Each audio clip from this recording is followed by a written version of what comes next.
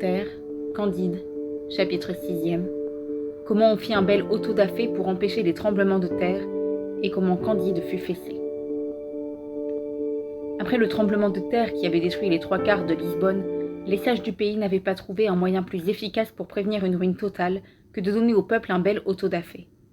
Il était décidé par l'université de Coimbra que le spectacle de quelques personnes brûlées à petit feu, en grande cérémonie, est un secret infaillible pour empêcher la terre de trembler. On avait en conséquence saisi un Biscayen, convaincu d'avoir épousé sa commère, et 2 Portugais qui, en mangeant un poulet, en avaient arraché le lard. On vint lier après le dîner le docteur Pangloss et son disciple Candide, l'un pour avoir parlé, et l'autre pour avoir écouté avec un air d'approbation.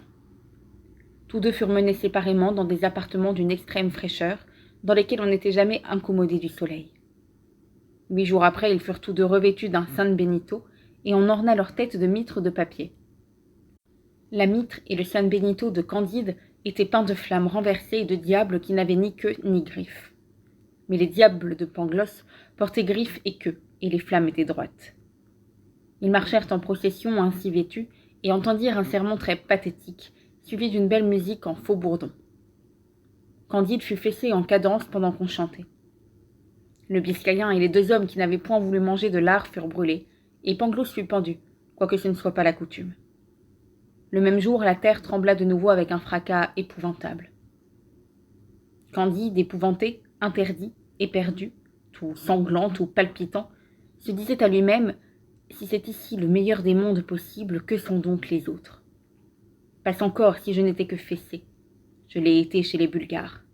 Mais, oh, mon cher Pangloss, le plus grand des philosophes, faut-il vous avoir vu pendre sans que je sache pourquoi ?